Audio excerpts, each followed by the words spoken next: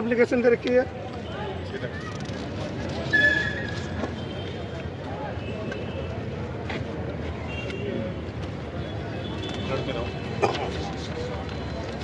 ये अभी नगर आयुक्त का है, छायापट्टी लिखा।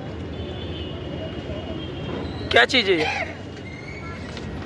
ये हमारे प्रथम अपील अधिकारी होते हैं जो, ये हमारे उप जिलाधिकारी यानी कि सीधे डीएम साहब, तो उनको हम एप्लीकेशन देके आए कि जिलाधिकारी तो डीएम साहब, उनको हमें एप्लीकेशन देके आए कि 3 अक्टूबर को, लेकिन इसमें उन्होंने जांच के लिए कहा था एसडीएम कोटद्वार, लेकिन उसमें कुछ भी जांच नहीं हुई है। और आज फिर 19 तारीख को ये कार्रवाई की गई थी, उसके बाद में आज फिर आज 22 अक्टूबर को फिर कार्रवाई हुई और हमारा फिर लाखों रुपए का नुकसान। अच्छा, पिछली बार भी ऐसा सवाल उठे थे कि जब आपको यहाँ से हटाना तो दूसरी जगह विस्थापित की जाए, कोई जगह दी जाए। नहीं, इन्होंने कुछ नहीं कहा, इन्होंने कुछ जगह नहीं दी, कुछ वो नहीं बताया, ना हमें ये बताया कि हम उठाएंगे।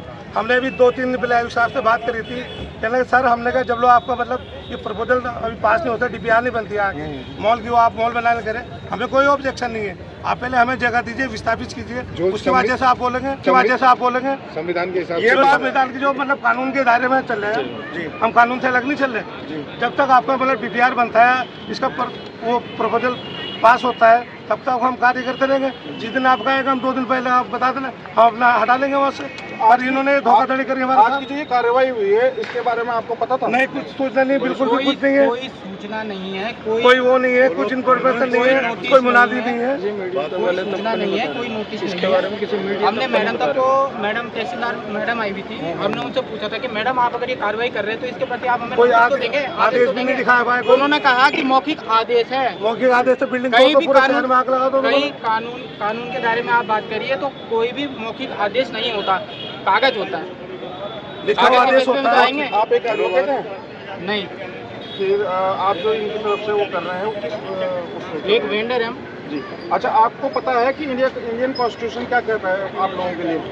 इंडियन कॉन्स्टिट्यूशन हमारे लिए ये है कि अगर मान लो यहाँ से आपको कहीं भी, अब रेडी पटरी वाले तो हमें जी अपनी रोजी रोटी करते हैं, हम ऐसा कोई अतिक्रमण तो हमारा है नहीं कि जो हम इसमें कब्जा करके बैठे हुए हैं या निर्माण करके बैठे हुए हैं। अतिक्रमण तो वो होता है ना कि अगर हमारी यहाँ बिल्डिंगें बनी हुई होती और तब हम होते और तब ये तोड़ते तो तब हो जाएगा। आप निगम के आदेश से बैठे हुए हैं ना? निगम के आदेश से हम लोग भी यहाँ भी बैठे हुए हैं। और आप निगम की पर्ची वाले हैं सर। 1 मिनट, निगम की पर्ची भी आप रेगुलर कटवाते हैं? कटवाते हैं। पिछले 40 साल से आप निगम को पैसा दे रहे हैं? बिल्कुल दे रहे हैं। तो जब 40 साल से आप पैसा दे रहे हैं तो आपका हक बनता है ना कि अगर आपको हटाया गया तो आपको कहीं बिठाया जाए। बिल्कुल, ये जियो है, ये 18 लाख का प्रोपोजल बनाया इन्होंने, सीसी करा, 3 सेट खा गई है, 3 सेट कहा तो पता करिए, 18 लाख रुपए का इन्होंने प्रोपोजल ये बनाकर ये लगा बोर्ड, आप देख लीजिए, तो बोर्ड का 3 सेट कहा तो पता करिए कहाँ है 3 सेट जो वेंडिंग। और आपको क्या लगता है शहर में सिर्फ अतिक्रमण यहीं पे है? जी बिल्कुल, अतिक्रमण में शहर में यही है, जो कि नगर निगम की भूमि में नगर निगम के माध्यम से हमें बिठाया गया है। अभी कह रहे थे कि सर यहाँ हमारे पास में कुछ नहीं है, आप ये देखिए फड़ के लाइसेंस भी तो इन्होंने हमें इशू करे। हमारे पास लाइसेंस है, सब कुछ है, मैं लाइसेंस भी आपको दिखाऊंगा।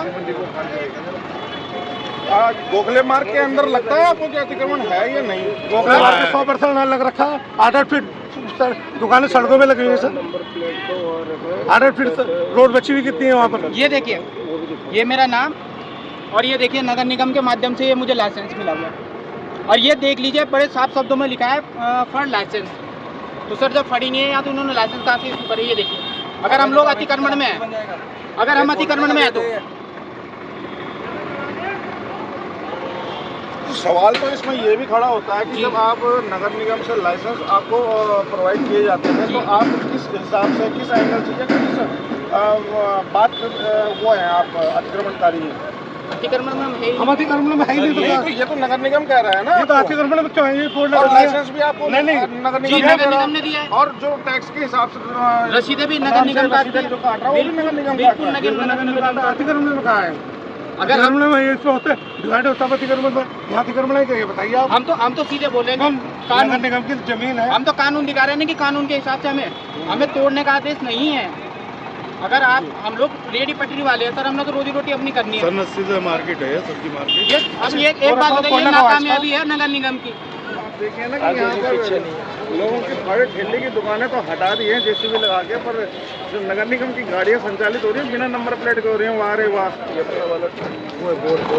एक बार बोर्ड की भी फोटो खींच। और इस शायद मेरे ख्याल से इस ट्रक पर भी नहीं है नंबर प्लेट।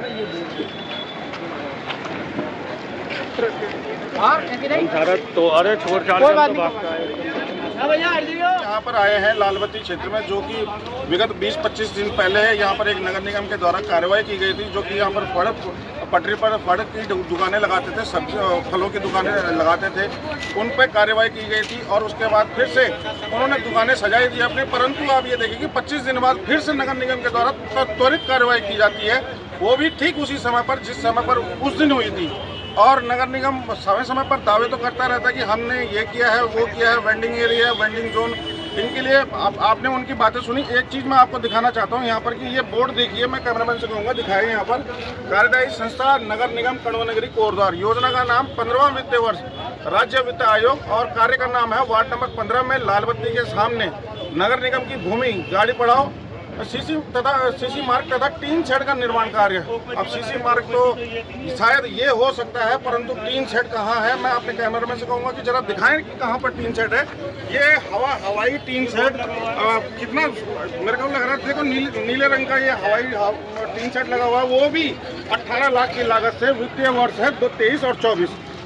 उस समय महापौर जी यहाँ पर हेमलता नेगी, हालांकि अब तो नहीं है, और क्या ही कह सकते हैं, उस समय अभी भी नगर आयुक्त वैभव गुप्ता ही थे, और अभी भी वैभव गुप्ता जी के हाथों में ही कमान है। परंतु इन लोग देखिए, जो भारत देश का संविधान है वो ये कहता है कि अगर आप कहीं पर कोई दुकान है आपकी वगैरह है, तो उसके लिए पहले उनकी दूसरी जगह में शिफ्ट करने के लिए व्यवस्था करें, ताकि वो अब लोग अपना रोजगार कर सकें, अपने बच्चे पाल सकें, अपना भरण पोषण कर सकें। परंतु ये किस प्रकार की दोयम दर्जे की कार्रवाई है, जो कि नगर निगम इन्हें लाइसेंस भी प्रोवाइड करता है, नगर निगम इन्हें टैक्स के रूप में वसूली भी करता है इनसे पर डे के हिसाब से, और फिर कार्रवाई भी इन पर ही होती, गाज भी इन पर ही गिरती है। अब मैं ये पूछना चाहूँगा नगर आयुक्त से, एसडीएम साहब से और डीएम साहब श्री आशीष चौहान जी से कि अगर आपके कहे अनुसार ये कार्रवाई की गई है, तो आपने कोई लिखित में या आपने सीधा मौखिक हिसाब से कर दिया? मौखिक हिसाब से तो देखिए सरकारी तंत्र में चलता नहीं है, वहाँ पर सारा काम लिखित हिसाब से ही होता है, क्योंकि उसका लीगल प्रूफ मांगा जाता है, और लीगल प्रूफ होना भी चाहिए, क्योंकि आप जब फाइलें तैयार करते हैं तो उसमें दिखाना पड़ता है आपको कि आपने क्या क्या कार्रवाई करी, कितना राजस्व वसूला है, और वो राजस्व किनके जरिए वसूला गया है।